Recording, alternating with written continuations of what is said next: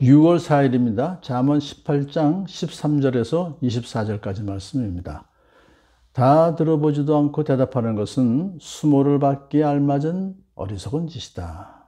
상대방의 말을 끝까지 들어봐야 상대방의 그 의도를 알 수가 있는데, 어리석은 사람은 종종 상대방의 생각보다는 자기 자신의 생각에 너무 집착하기 때문에 상대방의 말을 다 듣기도 전에 그의 말을 끊고 자기 생각만을 주장하는 경우가 있어요. 그렇게 하면은 상대방으로 하여금 오해 소지를 불러일으켜서 관계가 소원해질 수가 있고요. 다툼과 분쟁도 유발시킬 수가 있습니다. 그러므로 수모를 받기에 알맞은 어리석은 짓을 하지 말고 상대방의 말을 끝까지 듣고 대답하는 그런 지혜로운 사람 되기를 축복합니다. 14절 말씀. 사람이 정신으로 병을 이길 수 있다지만 그 정신이 꺾인다면 누가 그를 일으킬 수 있겠느냐.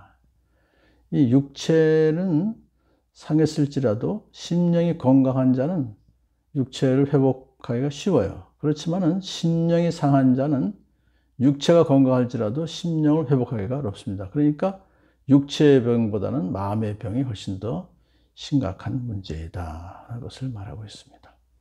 15절.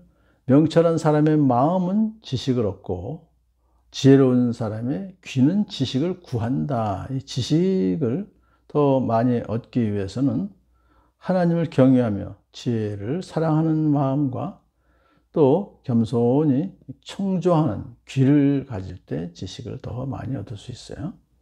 잘 듣는 귀가 복의 힘인 것입니다. 16절. 선물은 사람이 가는 길을 넓게 열어주고 그를 높은 사람 앞으로 이끌어준다. 이게 의도가 있는 거죠, 이 선물이라는 것이. 사실은 여기서 말하는 선물은 단순히 사심 없이 주는 그런 정말 감사하는 마음으로 주는 게 아니라 목적이 있어요. 이기적인 이득을 위해서 제공하는 뇌물을 여기서 말하는 것입니다. 뇌물은 사람이 가는 길을 넓게 열어주고, 그러니까 재판관으로 하여금 유리한 판결을 받을 수 있게 해준다, 그런 뜻입니다. 재판관이 뇌물 받고 유리하게 판결해주면 안 되죠. 17절. 송사에서는 먼저 말하는 사람이 옳은 것 같으나 상대방이 와봐야 사실이 밝혀진다.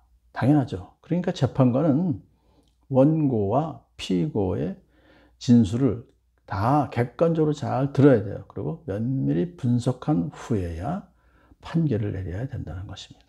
18절. 제비를 뽑으면 다툼이 끝나고 강한 사람들 사이에 논쟁이 판가름 난다. 이 제비 뽑기는 다툼이 일어나는 거죠. 사람의 힘으로는 해결할 수 없는 다툼이 일어나는 경우에 사실 또 다툼의 당사자들이 주장하는 근거가 불확실해요. 뭐 객관적인 딱 판결을 내릴 수가 없을 때가 있어요. 그럴 때 이것을 사용했는데, 이 수단의 사용에는 하나님의 섭리가 역사함을 전제로 하는 것입니다.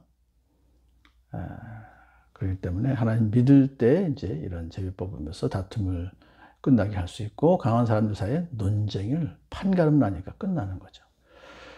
19절. 노엽게 한 친척과 가까워지기는 견고한 성을 함락시키는 것보다 어려우니 그 다툼은 마치 꺾이지 않는 성문의 빗장과 같다. 성문의 빗장이 꺾이면 어떡합니까? 튼튼해야죠. 그러니까 도저히 꺾을 수가 없다는 얘기죠. 견고한 성을 어떻게 함락하기가 쉽습니까? 어렵죠. 그러므로 그런 것 마찬가지로 노엽게 한 친척과 가까워지기가 그만큼 어렵다는 것입니다. 친척은 가까운 사이잖아요. 그러니까 가까운 사이일수록 서로에게 상처를 줄 수가 있고, 따라서 상처가 생긴 후에는 관계 회복이 그만큼 더 힘들어지기 마련이에요. 자, 그래서 이 말씀의 요지는 서로에게 감정의 골이 깊어지면 화해가 매우 힘들다는 것을 알고 평소에 서로를 배려하면서 지내라. 그런데 이미 불화 상태가 생겼다면 조속히 화해를 도모하라.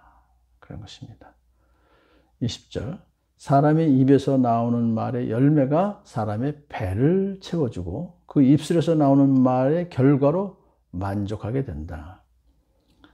사람이 어떤 말을 할 때 그 말을 듣는 자의 반응을 통해서 그 결과와 영향이 자기에게로 돌아온다는 얘기예요, 결국은.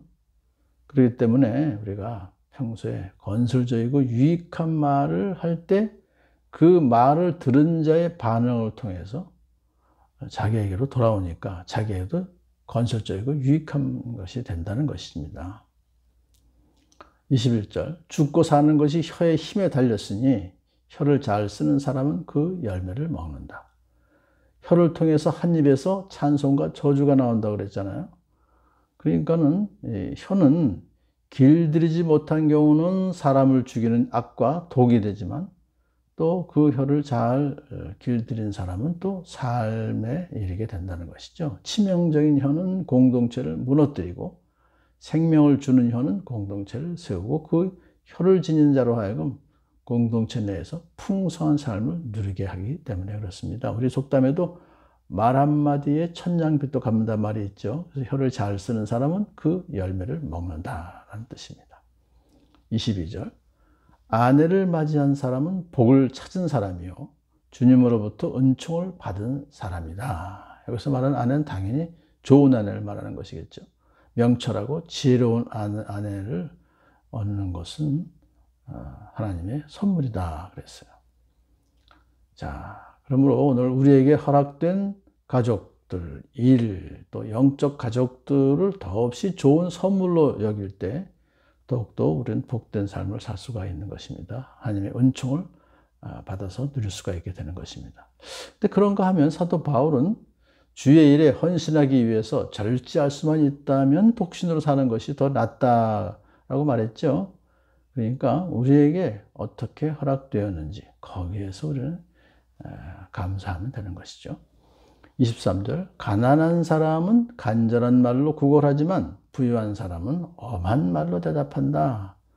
이 가난한 사람은 지금 굉장히 다급합니다. 간절한 말로 구걸합니다. 그런데 부유한 사람은 엄한 말로 대답하는 경우가 많죠. 이 말씀은 부자나 권력자가 횡포를 부리지 말라고 경고하는 것입니다. 가난한 사람의 도움을 요청하는 것을 냉정하게 묵살하지 말라는 뜻이죠. 왜냐하면 하나님은 궁핍한 자의 부르짖음에 귀를 기울이시거든요.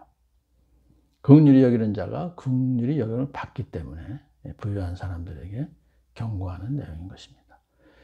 24절 친구를 많이 둔 사람은 해를 입기도 하지만 동기간보다 더 가까운 친구도 있다. 보통 친구가 많다는 얘기는 참된 친구가 물론 그 중에도 있을 수 있지만 해를 많이 입어요. 왜냐하면 여러 가지로 이제 잘 해줘야 될 때가 있죠. 근데 단순히 많은 친구를 둔 사람은 역경에 처했을 때에 단 한 명의 진실된 친구가 없으면 파멸을 당해요. 해를 입어요. 하지만은 참된 친구 한 사람만 있으면은 그래도 해를 입지 않고 동기간보다 더 가깝게 이렇게 좀 헌신적으로 도움받을 수가 있다는 것을 말합니다. 그래서 평소에 우리가 참된 친구 한 사람이라도 사귀어서 서로서로 돕는 저와 여러분들 간절히 소원합니다.